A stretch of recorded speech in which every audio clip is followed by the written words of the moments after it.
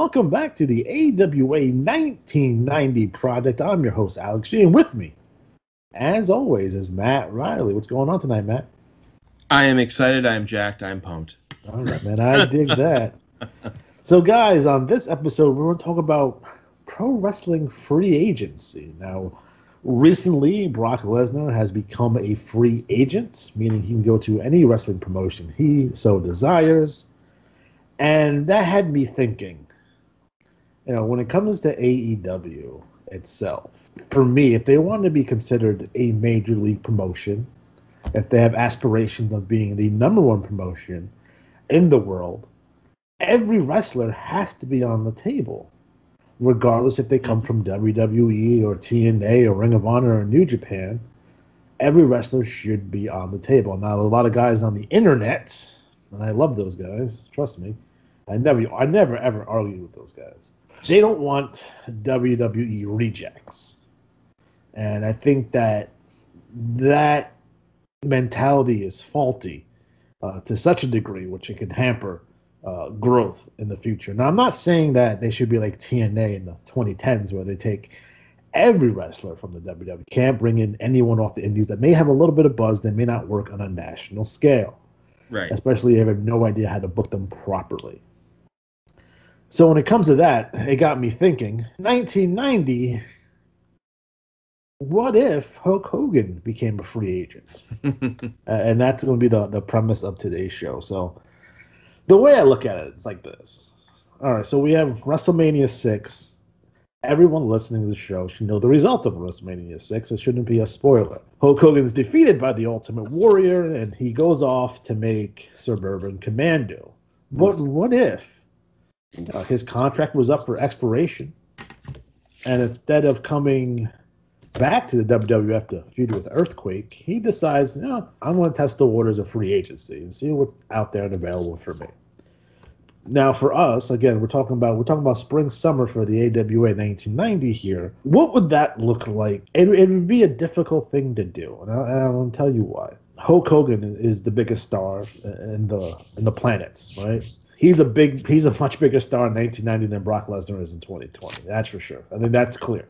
Sure. I don't think there's anyone at Hulk Hogan's level in 2020 that would make an impact, pardon the pun, to any wrestling promotion. Right.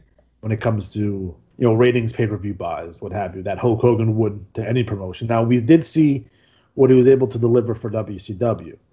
Hulk Hogan's first pay-per-view and WCW was Bash at the Beach, and they broke all their pay-per-view records just by him walking through the door.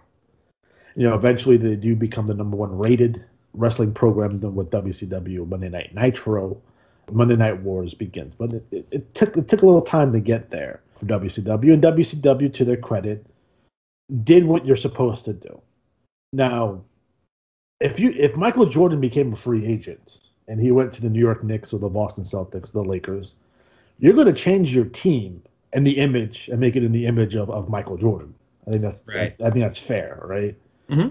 You would have to do that with the Hulk Hogan, and you're going to have to bring in his buddies. You're going to see Brutus Beefcake in there, and you're going to see probably the Honky Tonk Man in there, and he's going to do his Hogan type stuff. But we're going to try to convince him not to do that. So I guess the pitch for Hulk Hogan. So if Hulk Hogan came to Minneapolis and he's in my office with his lawyers and his agents and what have you, the pitch to Hulk Hogan would probably be $5 million a year. We'll give you a higher percentage on royalties on T-shirts. You're going to be able to do third-party stuff without us interfering. Be able to make a deal with Japan if you so desire. But what I'm going to ask him is it's a pretty big ask. I want to ask him to drop some weight. I'm not saying to get off the juice, and we'll talk about steroids in a little bit. I'm not going to tell him to get off the juice. In 1990, if you look at Hulk Hogan, he is so bloated at this point. Yeah. And he is so ginormous, and his mobility is hampered to such a degree. He still has that knee injury, which he never got surgery on. So what we're going to do, we're going to tell him is, hey, listen, Hulkster, I'm going to ask you to drop some weight here. I'm going to ask you to get your knee fixed. And I'm going to ask you to drop the red and yellow. And I don't think he'll go for that, but that's the pitch. I want him to wear different colors. I want him, because there's a reason why. And there's a very strategic reason why I'm going to ask him to wear different gear. Yeah. Would it be and he wore it early in the WWF. He wore the white gear. He wore the blue gear. He had red tights. He had different colors. The reason I would ask him that is because I want to market those T-shirts, and I want to have the same Hulk Hogan T-shirt, but I want to have it in 1,000 different colors, just like John Cena, and same T-shirt over and over again. That's the pitch. I'm also going to ask him to work Japanese style. Like, I need you to work like 82, 83 New Japan style. You're going to be on the road less. It's going to be less. Make less appearances on pay-per-view, but you're going to get this big contract for less dates. And we're going to change his style a little bit because I don't want him to work like 1990 Hulk Hogan because it doesn't fit to what we're doing. We have Steamboat and we have Owen Hart and we have Jushin Liger and we have Great Muta, and I can't have Hogan doing Hogan stuff, right? It's too WWF for us. And if we're trying to be the alternative here, I don't want him to be too WWF. Although that's worked in the past, and that's what made him a huge star. Is like, right. I think we're at the point where it's potentially like it could hurt us. He's not getting booed yet, and that's why like 1990 is a perfect time to pick up a Hulk Hogan. Right. He doesn't get booed until late 91, early 92. People still want their Hulk Hogan. He's still at the peak. This is still the peak of Hulkamania here. And that's why he's going to command such a high price. Like in 1994, he was already on the decline in terms of a babyface. He's getting booed out the buildings in certain arenas for WCW. He did drop the weight. He looks dramatically different by the time he gets to WCW. Even his later WWF stuff, he's not as big as he was. But we want him to get his knee fixed. We want him to drop some weight. Like can we get like 84 Hogan? Let's get the 84 Hogan. And we'll be all right. That's what we want to go back and do. Yep. I think he'll get a huge reaction in Minneapolis. Hulk Hogan's back home. We're going to use that. We're going to preface everything as like, welcome back, Hulkster. This is where Hulkamania was born. This is where it belongs. We're going to do that. Well, I would say this too. I think with, like you mentioned, the style of wrestling, I think of like Cody Rhodes. Like he went off to Japan. He kind of took time to like reinvent himself, and even like not just like persona, but like in-ring style. He still has a disaster kick, Crossroads, but for the most part, he kind of adopted that style. Again, like kind of morph, so you're not like just bringing over the exact same act. You want to be a little bit different. But it takes. Right, and that's the issue that TNA had. They brought in guys, and they pushed them too on top, where these guys were never close to main events anywhere else. Just because they came off the WWE TV, and that's what AEW needs to avoid. That's what we're going to avoid here with the AWA. Moving forward with Hogan, we're going to have to make a lot of promises with him, and it's going to be, you're negotiating with the carniest of carnies, Hulk Hogan here. So right. You're going to have to talk some shit. So we're going to basically tell him straight. I was like, we want to sign you for 2 years with a 1 year option that you have. You have out clause after 2. I think it's going to be important to you, and we're going to tell Hulkster straight up. It's like, listen. Warrior's going to bomb. Warrior's going to bomb. Right. I know Warrior's going to bomb. They don't know that Warrior's going to bomb. So the pitch is like, come in and help us become a viable contender to the WWF. In 2 years, you can go back to the WWF, and Vince will probably give you anything you want. Right. Yeah. He might give you half the company. He might give you points in the company. So I think that might be a big thing. And then, to use a sports analogy, it's like, do you really was it Vince or was it you? And that's the pitch. Right. Create this boom, or did Vince create it? So let's see what you can do without Vince. I think one way to look at it too is you think about, you mentioned like, people rejecting like offhand, like, well, you shouldn't just take every single wrestler like TNA did, which I agree. But I do think one of the things important is to think kind of like, to go back even further is go, okay, well, how many WCW cast-offs became huge stars in WWE? I can just, at the top of my head, Mankind, Triple H, Eddie Guerrero, Jericho, like Austin's probably the big one I can think of. Really, Goldust, Nash, like Scott guys, Hall, Nash, Undertaker, right? And these are guys that just they went over, and this mentality of like, and I hope, like I know the other day they signed Will Hobbs.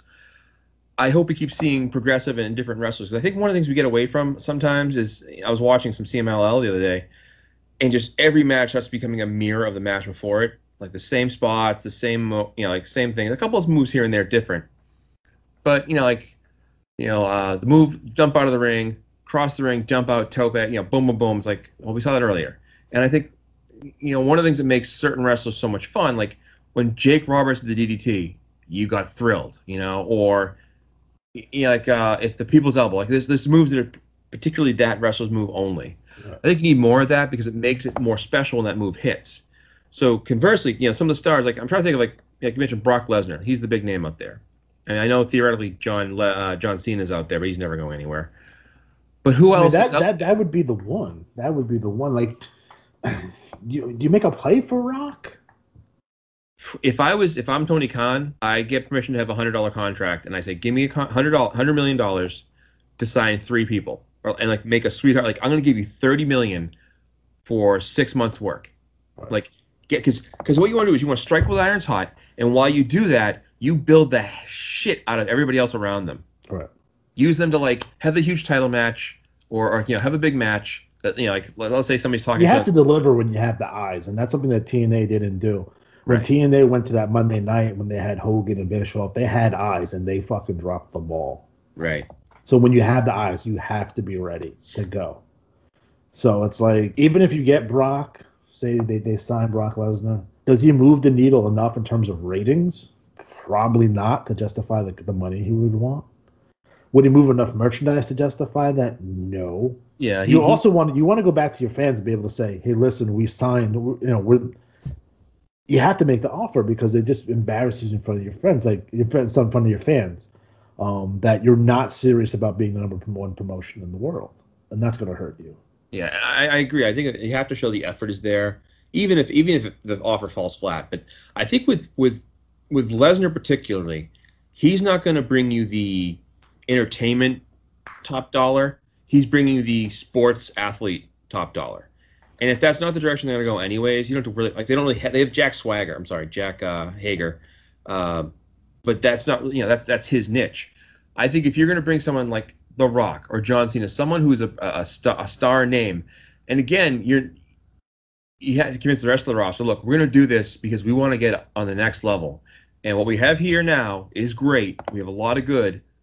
But to get to the next level, like, I don't know if it's going to be a thing where, because if I said, like, they got Okada, okay? Okada's going to be there. No one's going to care. The wrestling fans will be thrilled. Yes. But your casual audience, and again, I keep saying, you don't have to worry about your hardcores. Your hardcores aren't going anywhere. Even Tyson didn't do anything. Right. And Tyson's, old. I'm trying to think. You'd have to get someone. It's like with COVID and saying how someone's like major has to die, I think, for the nation, our country, the U.S., to wake the fuck up. It's going to have to be like Conor McGregor. Yeah, I could see it, like that level star. And Conor McGregor could work, I think, more effectively in AEW, only because his stature fits more. Like Jericho could work that into right. You don't want to have another Mayweather Big Show situation. Right. And I think, again, if you're doing cross sports, maybe you're going. I think they try with Gronk, and like everyone up here in New England knew, like Gronk is kind of a d-bag. Like he's out in left field. And he's not charismatic because he's naturally charismatic. He's it's charismatic. Not like bringing in Tom Brady. Well, right, And I'm thinking there had to be someone, either a football player who has that natural charisma. Like he had charisma because he was a tight end lunkhead. Everyone was like, "Oh, that crazy dude. He liked to chase porn stars," and that's fine. He can do that, but that doesn't translate to ratings and people going, "Oh, my kids are gonna love this." It might have to be some sort of. And again, I keep saying you're throwing big millions to get this guy in, but like, who's going to sit there and say, "Hey, Rock, we'll give you X amount for this many days"? I think the issue is like they never made a deal. They never even made an offer to Punk. True, making him an offer. But Punk is bigger than I think we give him credit for. Because if you see him at conventions and stuff like that, like he should be doing more, and he doesn't for some reason. But he's someone that can translate to the mainstream, but he hasn't for whatever reason. I think, I think the UFC stuff does hurt him a little bit. If he would have been like he was doing like Talking Dead for a while, and he was doing some other shit. Is he? He wrote a comic book and. Right. Like, is he done with UFC? Yeah, I think he's done. Like I think he had one match in his contract, but I think that just kind of went away because like it Yeah. spent so much time. Because I would say to him, if again, he's one of the names I had on my list of like outside the kind of like the element. Because not that he's outside as a wrestler, just we don't know what he's doing now. Besides his like that Fox show he does every so often with talking whatever. Like, even if you could throw money at him to do commentary or something, just to get him on the show, and maybe he may not have the bug to come back, but at least you keep him close. You keep his name out there, because keeping his name out there is valuable, because you can just sell Punk, Punk action figures, Punk, T-shirts. You can merchandise the fuck out of him, even though he's not wrestling in the ring. And then if we get to a moment where, maybe he does, go after Moxley or has a match with Jericho down the road. I think if you're going to really make a serious pitch at CM Punk, the way to get him isn't through wrestling. It's to say, we're going to greenlight one of your graphic novels. Yeah. If it's good, I haven't read it, so I don't know. But if he has a good graphic novel and say, we're gonna make this a cartoon, like animated movie, or whatever, if you as part of your contract, and say we're gonna make this happen. Here's the thing. Here's the thing with when we look at Hogan as the template here, and like we said, there's no one that comes close to him in terms of, I guess they call it Q rating or mass appeal. That being said, to get our money back, we're gonna have to sign an opponent for him. And if you look around the wrestling world in the 1990s, like it's not going to be any of our guys that we have currently in our roster. Like, I'm not going to draw a big house with Hulk Hogan versus Norman the Lunatic. So to at least justify Hulk Hogan's pay, a Cactus Jack Hulk Hogan thing could be interesting, but again, it's not going to give us what we need to make our money back. Because not only do we want the publicity and we want the name recognition, we do want to make our money back. We are in a business here. And I don't know if Hulk Hogan T-shirts and action figures would be enough to justify his pay. But to make money, you have to spend money. And the only viable option out there to bring in as a Hogan opponent in 1990, and this would be exceedingly difficult to do, but not outside the realm of possibility, it would be Ric Flair. Now, here's why Ric Flair is viable. As we all know, Ric Flair had had a lot of issues with WCW at the time. He had a lot of issues with Jim Herd. Jim Herd had a lot of issues with Ric Flair. Mm-hmm. Ric Flair does drop the WCW World Title to Sting at the Great American Bash. So he's basically free and clear, and we would have to go to WCW. We would have to go to Jim Herd and Jack Petrick and say, listen, we'll buy Flair out of his contract. Like, the numbers there's so many different numbers out there for what they lost in 1990. It's anywhere from $6 to $12 million is what they lost in 1990. If I can say, hey, listen, you can't go to your stockholders saying, I gave you an offer for $2 million just to release Ric Flair cash up front, and not have them consider it, because they are losing money. Right. Now, Ric Flair in 1990 made $750,000. So we'll probably have to give him $1 million. $1 million probably for 3 years. And we want to have to promise that match with Hogan, and probably the spring of 1991. The idea, the concept for that would be, and again, this is a long shot to say the least, is that we have to bring in Flair first. So Flair comes in, he has the matches with Steamboat. He beats Steamboat, but turns really heel in the process, where he destroys Steamboat's knee. They don't do this enough, and I wish they did, where they tore the tights, especially with Flair, to the point where you even rip off the boot, you tear the tights, you rip off the knee pad, and you really go after that leg, and Steamboat passes out in the match with Flair as a new AWA World Champion, and then we start the process of him calling out Hogan. I think the fans at large is not going to know that Hogan signed with us, because Hogan, remember, we want him to lose weight and get knee surgery. He's going to be out for a while. Right. So we have an opportunity here to build up Flair, and we can even run this angle. So we run it for a couple of months. He's calling out Flair. Flair's calling out Hogan. Flair's calling out Hogan. Flair does something, and Hogan has to come and make the save. And the big surprise, Hulk Hogan's in the building. That's how he debuts. But the interesting point is that, right off the bat, there's a couple interesting things we do there. And some of it's corny as fuck to do it, but it's 1990. You couldn't really get away with it in 2020 like you could in 1990. Right. We'll still recognize Hulk Hogan as a world champion. We'll give him a belt to hold. And the whole premise is like, how's this guy be able to walk into the AWA and get a title shot right off the bat just because he's Hulk Hogan? He didn't beat anyone here. Right. So we have to do something where the commissioner, probably Nick Bockwinkel, tells him that he has to give him the belt, his championship belt, and he has to vacate it. And that's the only way we can give him a title shot. In the meantime, we have all the heels protest and say, like, he doesn't deserve the shot. This guy just walks in the door. I'm the number one contender. And then Flair stalls. He's like, you didn't beat anyone here, buddy. Now you have to go wrestle Bam Bam Bigelow on pay-per-view. Because I don't really want Hulk Hogan's first match and winning the world title. No. We can do that for a second match. So we have him come in. He beats Bam Bam. Flair gets out. We get some heat on Hogan. Flair does some things. Maybe clips the knee. We can really get some heat on Flair. Because I want this match to be as hot as it can be, because we're going to try to sell out the Metrodome. In Minnesota, in Minneapolis, the Metrodome, I think it was still the Metrodome at the time. Whatever dome stadiums and this is going to be, spring of 1991. Remember what happened in spring of 1991 in the WrestleMania 7? It was supposed to be at the LA Memorial Coliseum, and they had to move it. The terrorist threats, supposedly. Because of security reasons, which I think is bullshit, because they didn't sell any tickets. But we could use that. If we want to do propaganda against the WWF was not willing to pay to keep their fans safe. So they took the opportunity of having this great event at this great Coliseum, and they put it in a little arena. Like, we're going to do this dumb show. We're going to pay whatever needs to be paid to have adequate security. That's what we're going to do. And I think Hulk Hogan versus Ric Flair in the Metrodome in 1991 will draw a lot of fans, if done correctly. Not like what the WWF did in late 91, early 92. We're not doing that.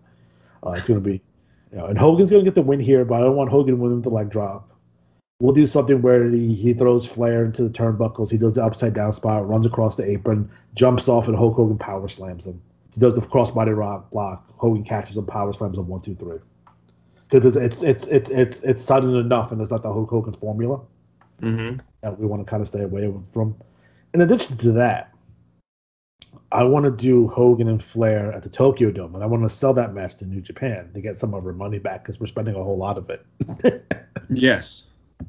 So I go to New Japan and be like, hey, listen, I'll give you Hogan Flair for the title. And if you want, you can switch it there too. And you just give us $1 million. So we get some of that money back. So we don't go broke by doing this angle. But I think alone with the Metrodome sold out, that'd probably be 70,000, 80,000 people. We make a lot of money with that. And that would be the plan, is to get everything to that Metrodome show. And while we have the eyes on that show, that's when we get our Owen Harts over and our Pegasus Kids and our Eddie Gilberts and our Jeff Jarrett's. That we get those guys in real, feuds and real angles hot going into that show. So those guys are stars coming off of that show. Because realistically, we're probably going to have Hogan and Flair for 2 years. And that's the way it's going to be, because we want to move on from that. And that's going to be a lot of money moving forward, and we want to move on from that. Because we still have the Austins and the Cactus Jacks and the Jeff Jarrett's that we want to make stars, and that's what we want to do. So I think for the Hogan experiment to work, we're going to have to bring in an adversary for him, and it can't be the one-man gang, because that's not going to work. It can't be Kamala. We could probably do something with Yoko, though, but that could be down the road. But we need to make our money back as soon as possible. Because do you think, too, aside of Flair, that someone like a Piper type in that mold would be good foil for Hogan as well? Bringing Piper back as a heel would work. The problem with Piper is being Piper. And there's guys that came up available like in '89. Like Piper came up available in '89, negotiated with WCW, but he didn't get anywhere. Savage came, and I think they both would do. But those are matches we've seen already. Like we've never seen that Flair Hogan match. Piper would do great, and we can put Piper with Flair, and they've teamed up in the past. And there's history there, and When they get Flair's another guy from Minnesota too. Welcome home, Flair. Flair was trained by the Gagnes. He started out here. That's going to be a big narrative that we're pushing. So we won't be able to say that. Both Piper and Savage, again, they don't move the needle enough to justify, the $1 million I would have to pay them. And I love Savage. Randy Savage is my favorite wrestler. So he just doesn't like. They ran that, and that Hogan Savage feud made a lot of money, but they ran that shit forever. Like they were having matches even right before WrestleMania 6. So this is like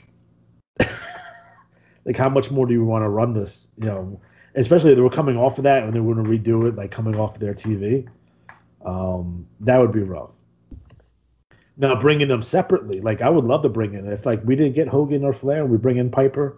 I put Piper as a heel against Terry Funk right off the bat. That would be amazing. Obviously to bring in Savage, you go right to Steamboat once again to get that out of the way because people are going to be asking for that. Yeah, and then we can have imagine Piper versus Eddie Gilbert.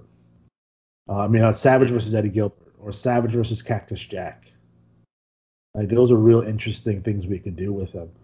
Those guys would be more viable options if we didn't get Hogan. But again, to justify their money, it's going to be tough because they're Savage is asking for. I think the offer in '89 was $500,000 from WCW, which he didn't take. So it's like, and Piper's dealing with WCW is more like, I'm just talking to you so I get more money out of Vince. But Piper didn't necessarily work all that much either. And he was past his prime at that point. Although that Bret Hart Roddy Piper match is really good. When Piper's motivated and in shape, he's really good. When he's not, you get Jerry Lawler versus Roddy Piper. When he's in the ring, awful. Yeah, you get shit like that. It's like, yeah. And Piper's hard to deal with. Like Piper's not going to want to lose. It's like. He's not Hogan. Hogan can use the, that's not going to work for me, brother. And you kind of get away with it. Piper's like, I don't need this aggravation. Just fucking, I need you to get beat. Just shut up. Right. You got to put these guys over. And he didn't like to lose very often. And, he must have the best win-loss record in wrestling. You think? Yeah.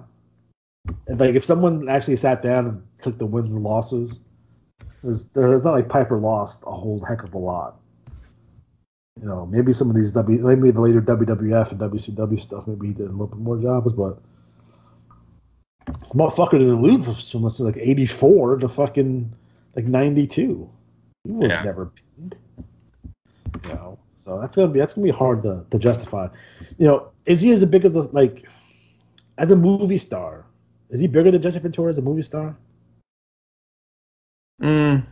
Well, Jesse was in high-profile movies, though.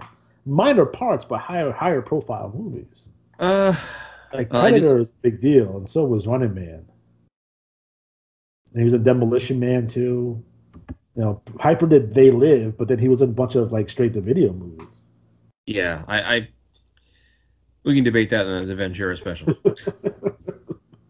So. I wish Savage did more movies. He did a lot of voiceover work, though. He wasn't Spider-Man. Even Brett was in a couple TV shows and stuff like that. But not. I still think Jesse is probably the. Obviously the Rock, but Rock. I don't really consider Rock a wrestler anymore. No. He's just a movie star. Yeah, I don't think he does either. No. I mean, he's a lot of professional wrestling. His family's involved, I think. Yeah. But I don't think he can. Even Cena. I think Cena's gonna be in the next Fast and Furious. He's gonna be Suicide Squad. So I think he's done, but I don't think he's. I think his ceiling, The Rock is the biggest movie star in the world. My mom knows who The Rock is. Right. You know what I mean? I don't think Cena will hit that level, although he's been in some decent movies. I think Jesse, Predator was a big fucking deal. It's a big movie, man. And Hogan was in Rocky 3. But Suburban Commando is probably the only mainstream movie he ever did. Big studio movie. Even No Holds Barred, you consider that a big studio movie, but it wasn't since him and Vince wrote in him and Vince wrote the movie themselves, and that was more of a WWF production than anything else. But Super Commando was a legit, like, I had fucking Christopher Lloyd in it. Like, it was a legit movie. Yeah. And he probably shouldn't have done Mr. Nanny. No, because he never played any serious roles anyway. You know what I mean? Right. Like, he was never like even as a villain, like, he would do like these comedies, and he didn't do like real fucking like gritty fucking action movies, not like a Stallone or a Schwarzenegger type movies. And yeah, I know there were like a passing fad at that point in the early '90s, but still, having Hulk Hogan as a villain somewhere, as a big giant dude, could have done something. But like Suburban Commando was a comedy, Mr. Nanny was a comedy. And then after that, we get like Assault on Devil's Island and Thunder in Paradise, and those are not really serious roles. He's never done necessarily a serious movie. Like No Holds Barred is not a comedy, but it's not something we call a drama, right? No. So like I don't know, what would you even consider a sports movie? I don't even consider that. I'd say an action movie. I mean, just substitute the wrestling with, pit fighting, and, it works. Yeah, you could have known, like, it would have worked in a boxing context, or even like a football context, or like, it's a sports movie, I guess you would call it, but it's not a sports drama. Yeah. It's not like a comedy like Major League was a comedy. That's for sure. But I guess it's in a similar vein, but not exactly alike. But when it comes to the free agency in general, it's like, I think people got to open their minds. I think a lot of people, you have a lot of fans out there that, like, remember when this was a big thing back then. I don't know if it's big now, but I like so and so band before they became commercial, or before they made it big. You remember those people who used to say that shit? And they were big on like listening to bands or watching actors before they made it big, and then when they made it big, they stopped liking them. And I think AEW's fan base, wrestling fan base in general, is very similar to that. But they're gonna have to bring in some stars, and like I'm saying, they're not. They don't take everybody. Like, all right, so they picked up Miro, right? The former Rusev. Was he a good signing? Is he someone that does it for you? I think damaged so much by the WWE where it's hard to take him as a credible wrestler. I think he's got potential. I just think that he could be kind of that. We said earlier about Mankind, Triple H, etc. He can be, because he's into that whole internet Twitch stream, etc. that a lot of them do, and the kids are doing. And again, if you're going for that audience to expand it, it's one way to do it. I mean, hey, give it a shot. What can go wrong, right? Yeah. Like, I think I don't know. It's like, wrestling is weird, and I always talk about wrestling in this weird context where wrestlers they're actors. No, we won't be clear on that. They're essentially actors. Actors and stuntmen, essentially in that vein. But we think their wrestling persona is their real persona. Like, that's how they really are. And in a lot of cases, that's not that way. But that's, even in 2020, we still feel that way. And that's one of the reasons why heels can't get heat. Because if I say something that gets heat, I'm a bad person in general, not just a bad wrestling villain. Where in a movie, you can say all types of horrible things. You can be a child molester in a movie, and people are not going to think you're a child molester in real life. Right. Or you could be a mass murderer in a movie, but people are not going to think you're a mass murderer in real life. And wrestling is weird like that. So if you have Miro, who's going to be this kick-ass, badass dude, and he's playing like fucking Mario Land on Twitch, does that work? Yep. Do you lose something from that? I don't know. Maybe not. I don't think, like, it doesn't bother me at this point. I can see some old school wrestling heads not necessarily feeling that all that much, and you can't break the illusion, you can't break the kayfabe, brother. But to a casual audience, does that necessarily matter? I don't know. And you don't want to kill your hardcore base, but you have to expand. You gotta expand your horizons here. And was enough people watching WWE on a regular basis to give a fuck up? Did enough people watch WWE on a regular basis where a guy like Miro moves the needle at all? Like, is he just a good person to have on the roster, or is he someone that you signed that you think you can pop a rating with? I think, well, as far as Miro goes, I would say that it is a bit of a roll of the dice, so to speak, but I think it's a good risk to take. And I always think, like the hardcore fans, they've already got us, and they're not like. It's like when you see a movie where and people go, "Oh, Disney movie's so stupid with the dogs and the cats." You're not their audience they're trying to reach. Nope. It's not for you. And similar vein, like you got Omega, you got Hangman, you got Bucks. Those fans have their appetite filled. Yep. It's trying to reach new fans and get people in. And I think if you say, well, if having someone like Miro, who does have a pretty sizable following, can bring in, say, 20,000 new fans, or 100,000, whatever it may be, if blank percent of his fan base starts following him over into wrestling now, and vice versa. And there was a tweet recently, within the last day or so, by I think it was Mike. What's his face? God damn it, Mike Bennett. I think it was him, and he said about the days of treating fans like marks is over. Like you've got to really engage your audience and cultivate them. And I think you see exactly what happens between either Zack Ryder's ascent and what the Bucks have done with BTE. Of a YouTube video that created this thing and helped build this, and that's because they engage the fans and they're really talk with the fans and engage them. I think as far as Hogan and the AWA, it's going to be about building beyond him. I think the problem was Ultimate Warrior wasn't the right guy. No, he wasn't. And I think they were so afraid of that transition they just went with the guy closest to Hogan. The thing is he couldn't cut a promo. He was to the littler kids anyway, and I was 8 years old when this happened, and I bring this up, and no one agrees with me on this. I feel like I'm out on an island. Okay. When Ultimate Warrior beat Hogan, I stopped liking Ultimate Warrior. You know why? Because he beat Hogan, and I was the world's biggest Hulkamaniac. Well, that would do it. You know what I mean? So how many people that were did they split the potential fan base for Warrior by having him beat Hogan clean? By the way, right. Beat him. And then how many of the younger kids, so you have 4 or 5-year-olds, that he just scared because he's just talking crazy. I watched that with friends. It was 8 of us in my friend's bedroom watching on his new TV. That was awesome to watch.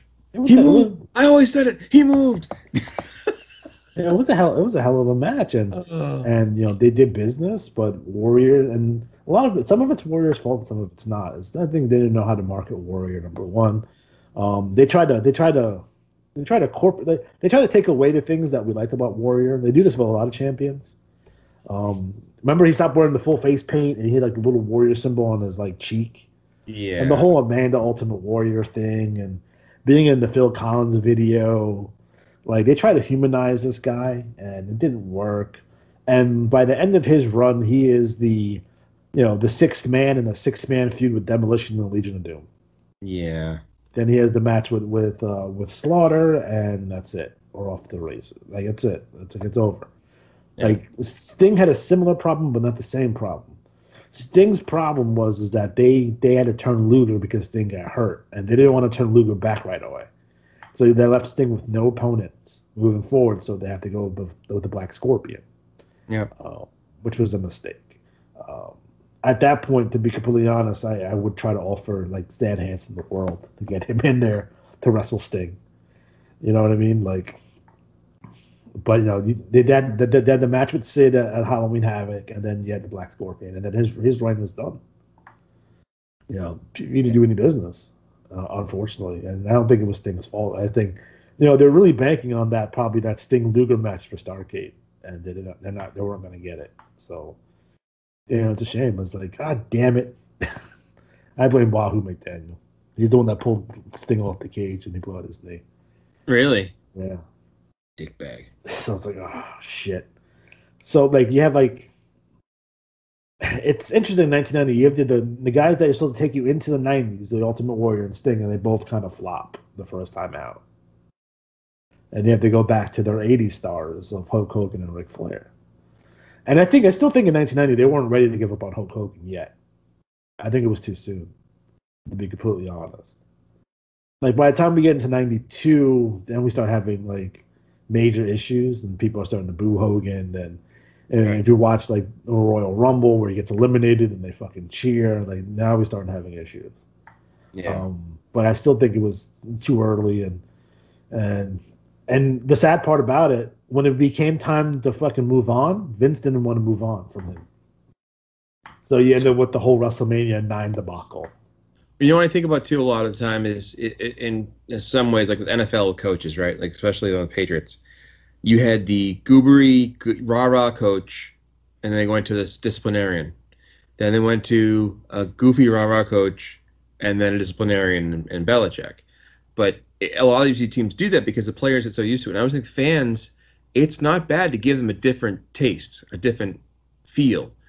And I think a lot of promoters are deathly afraid of that because they're like, well, what if I take it away? Because if it doesn't work, you can always, and done right. I still say one of the biggest missed opportunities in the last 10 years was when remember when Brock just obliterated John Cena? Yeah. Like he just brutalized him. Cena came back eventually, and it was like nothing happened. Yeah. He should have gone through a redemption mission, like where he has to find his hustle, loyalty, respect again. That could have happened in He could have done the Rocky montages and everything. Exactly. He could have had the robot there, everything. And I swear to God, if Stallone cuts out that robot from Rocky IV, the director's cut, I'm going to be pissed. Him and Snyder. I'm just saying there's opportunities because I think what people miss out on is long-term storytelling. And that's where I think the AEW presentation is superior in that they have storylines that take time to develop. I'll give you one example, a small detail. The Brandon Cutler, Peter Avalon feud. Now, if you haven't been watching BTE and everything else, it's been going on for like a year. Neither guy has won a match, and it's a running gag. Then they paired them up as a tag team. They lose every tag team match. They finally they booked them in a match last week on Dark, and I was like, what, on Dark? And they went to a double countout. And it's fun, and it's well done. And it's taking a long time, but I've always said that should be a match where it's a pay-per-view level match. Because everyone would want to see who's going to win out of the two losers. And you would say to yourself, there's no way I want to watch two job guys. But because they track records and build around it and have storytelling and have this and have that. You can do it as like a no disqualification, no time limit. There must be a winner type deal. Right. I always think back to the old, it was the first Royal Rumble where Harley Race and Jim Duggan had the brawl throughout the whole entire show. That was the Slammies. Slammies, okay. And that was just fun, I've always thought they should have like two wrestlers who just every episode of Raw or any show, there's like a 10-second clip of them. They're still fighting somewhere in the background, and just don't even address like they're just still fighting. Yeah, like still. Peter and the chicken and Family Guy. Yeah, I'm surprised they haven't done that. Like I am shocked they haven't done a brawl throughout the whole. Like no one does that, and I don't know why. Because it's such an easy concept. You started, even before the cameras roll, that's your first shot. What the hell is going on? I hate, like, if I had a wrestling show, I would never, I don't do that long fucking opening. It kills you. Like, yeah. You either start with a match, or you start with an angle, you start with a promo, like nothing, just boom, you walk right into it. But yeah, I would start with a brawl and have it go for 3 hours. And you just, you can pre-tape it and then just insert it. It's not that big. It's not that hard to do. And you just do these inserts. Boom, boom, boom, boom. And then at the end of the night, like you have the main event and they're still fighting and they ruin the main event and it's ridiculous. You know what I mean? Because I'm a big proponent of the way the promotion has to act and where the authority figures have to act. Like I'm really I take that shit real fucking serious because to me, professional wrestling, the company, the promotion, the NWA, WCW, WWF, right? They're the straight man. Like Vince for all those years was the straight man. You know what I mean? Yeah. Just everyone around him is completely ridiculous. And if you make the company ridiculous, it hurts everything. It kills everything. So like WWE, like the companies, like it's ridiculous. Like they're because all the heat goes on the company. So no one like, all right. So if the Miz, chops, chops the let's say Seth Rollins, um, throws Dominic Mysterio out of a window, right? The heat's not on Seth Rollins. The heat's on the company for writing that angle. And that's the problem. Right. The heels don't get heat anymore. So on occasion they will, especially if they have a good promo, but then like even you can't have too good of a promo because you end up in a situation where you're like the Miz, and the Miz cuts this killer promo and he's a heel, but people like him. MJF might run into that same problem as well, where he's so good at being a heel that people will start to cheer him. Yeah. You know what I mean? So he has to be very careful with that. Like you have to, they used to do like Bob Orton used to do this. I think Piper tells a story. He's like he was too good in the ring. It's like Bob, you can't be that smooth in the ring because the people are gonna fucking start cheering you. Like you're just too good. Yeah. So he started like, not fucking up on purpose, but struggling and altered his the way he worked so he doesn't come across so fucking smooth, so he can get heat. Because if you're a heel, if you're too good on a promo, if you're too funny, they're gonna turn you, and eventually all heels turn babyface anyway. Right. The fans will turn you. Like eventually they had to turn Piper, right? The fans turn Piper, fans turn Austin. That shit happens, So it's like eventually they turn you. Hell, the fucking fans turn Savage and then turn them back. Because people didn't want to be Savage. He was too good. I just think you shouldn't be afraid of turning someone, but again, I think what happens sometimes is one-dimensional gimmicks and wrestlers, like Luther in AAW, or I guess maybe in one sense like the Fiend, but I just think the Fiend is such an oddity. Yeah. And I really don't think that like the matches haven't lived up to the hype. That whole fiasco with Seth Rollins in the cage, mishandled. What are you gonna? Yeah, man. I mean, those situations often come up, and it's weird. I mean, it's I don't know. I don't know. Like, I don't think anyone knows how wrestling is supposed to work in 2020, especially with everything going on. Like, how's this supposed to? There's no blueprint here. Like, we're so out in the wild, so it's even hard for us to even speculate about current wrestling. That's why I only talk about old school wrestling, because current wrestling is so weird, and it's hard to speculate. It's hard to we don't know what works. You know what I mean? Especially do you think if they, I know the not AEW, but the WWE has the fans on the screens there. If they had a simple button for like your picture is going to be either tinted green or red by boo or cheer, something as simple as that to kind of get an automatic like reaction and see like what's going, because you can't really tell. Like every so often you feel like, ooh, thumbs down, like really dramatic. Yeah.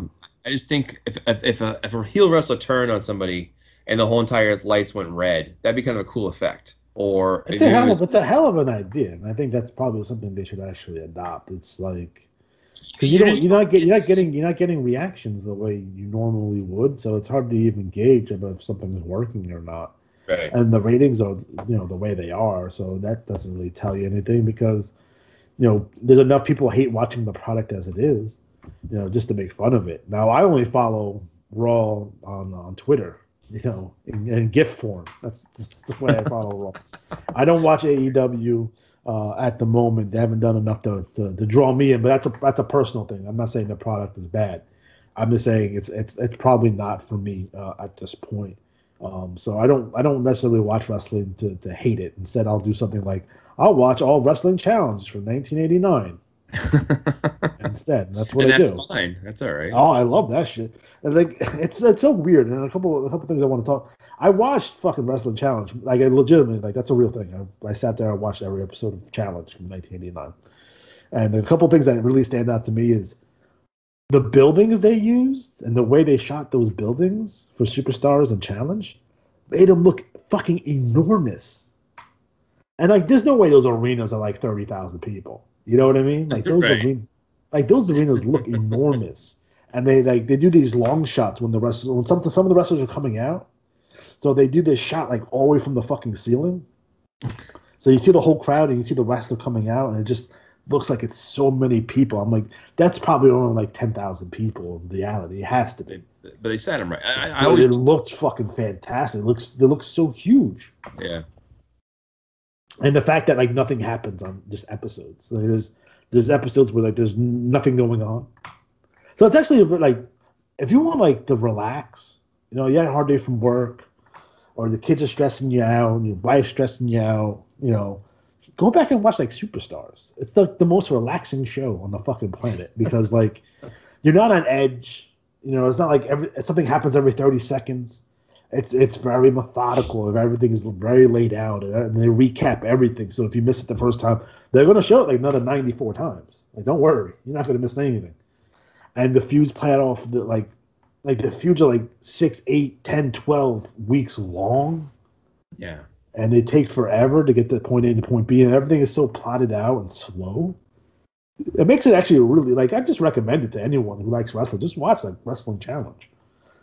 Because they move at such a pace that it's like, you start binge watching them, and all of a sudden you're fucking 8 hours in, and like, holy shit, because it's enough to keep your interest, but it's not enough. It's not like watching a Netflix show where your heart is racing throughout the entire episode. It's like, oh, okay, fucking Savage fucking turned on Hogan. Oh, now they're talking about it. Oh, in between that, we have a fucking Barbarian taking on Coco Beware match for no reason. You know what I mean? I was like, oh, okay. WrestleMania 5 is my favorite WrestleMania, and I love that show. We'll probably talk about that in detail in our next episode. That's why I was watching Challenge from '89. But there's a match on there. It's the Hart Foundation for taking on Honky Tonk Man and Greg Valentine. And they didn't push it as anything on WrestleMania. So you think it's just like a show, it's just a match that just to have a match, right?